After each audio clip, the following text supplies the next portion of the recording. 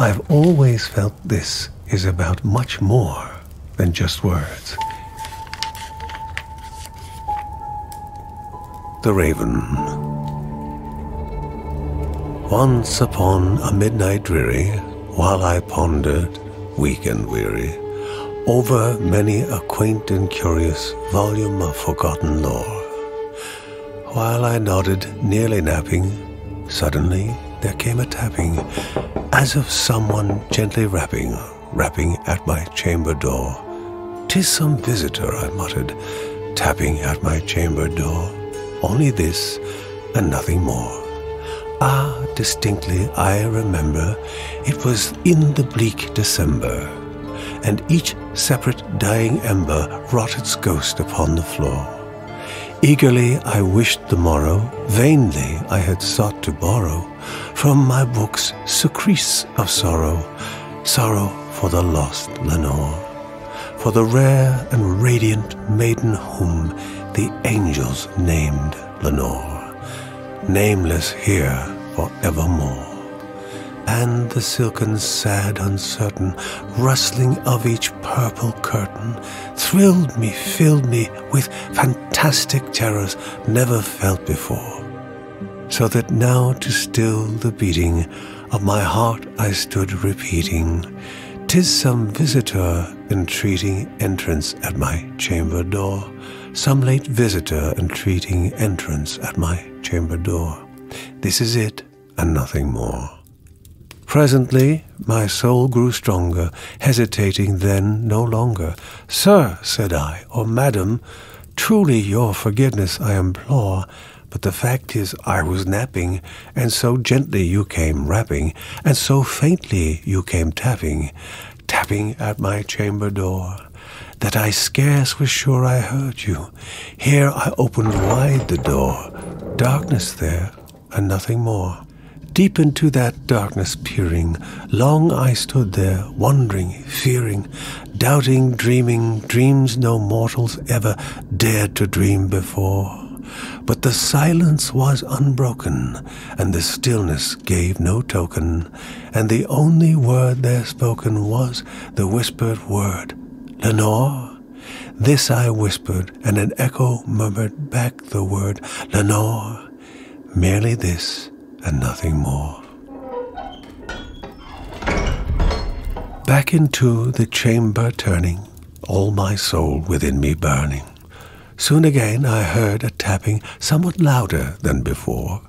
"Surely," said I, "surely that is something at my window lattice. Let me see, then, what thereat is, and this mystery explore. Let my heart be still a moment, and this mystery explore. 'Tis the wind, and nothing more." Open here, I flung the shutter, when, with many a flirt and flutter, in there stepped a stately raven of the saintly days of yore. Not the least obeisance made he, not a minute stopped or stayed he, but, with mien of lord or lady, perched upon my chamber door, perched upon a bust of Pallas just above my chamber door, perched and sat, and nothing more. Then this ebony bird beguiling my sad fancy into smiling, by the grave and stern decorum of the countenance it wore. "Though thy crest be shorn and shaven, thou," I said, "art sure no craven, ghastly, grim, and ancient raven, wandering from the nightly shore. Tell me what thy lordly name is on the night's Plutonian shore." Quoth the raven, "Nevermore." Much I marveled this ungainly fowl to hear discourse so plainly, though its answer little meaning, little relevancy bore. For we cannot help agreeing that no living human being ever yet was blessed with seeing bird above his chamber door, bird or beast upon the sculptured bust above his chamber door, with such name as Nevermore. But the raven, sitting lonely on the placid bust, spoke only that one word, as if his soul in that one word he did outpour.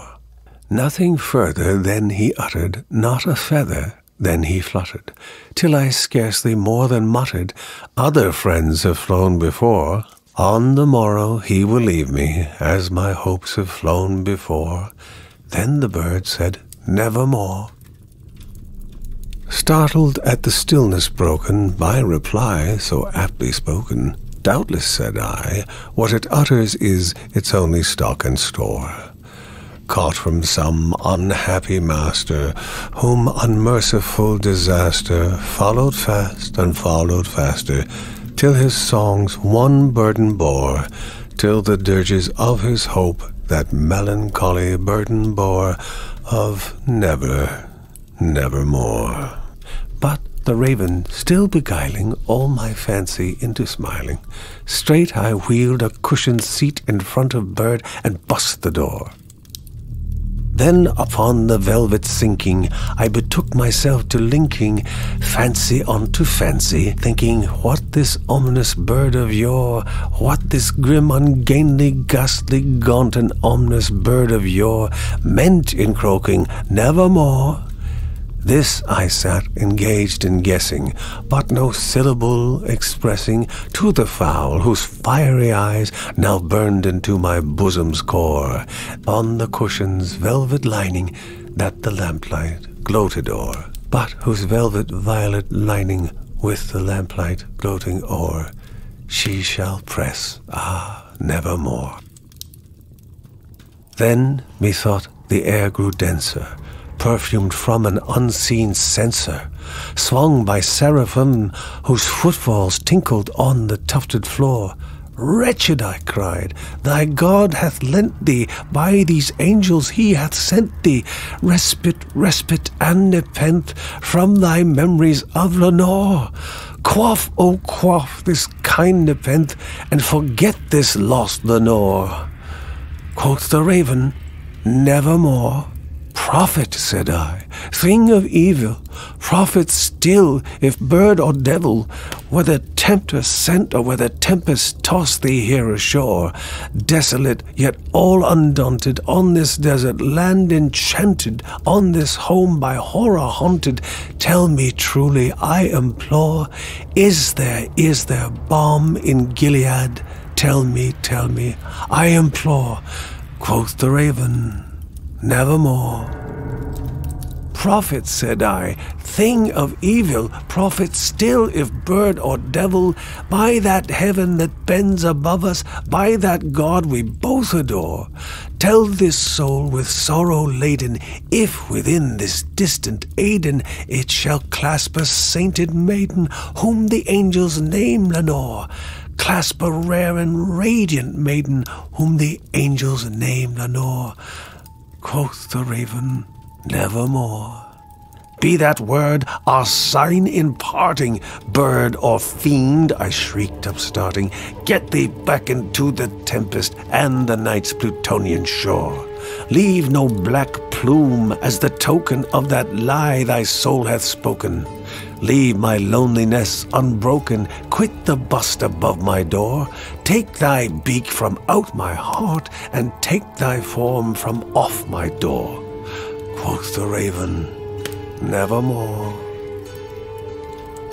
And the raven, never flitting, still in sitting, on the pallid bust of Pallas, just above my chamber door, and his eyes have all the seeming of a demon's that is dreaming, and the lamplight o'er him streaming throws his shadow on the floor, and my soul from out that shadow that lies floating on the floor shall be lifted nevermore.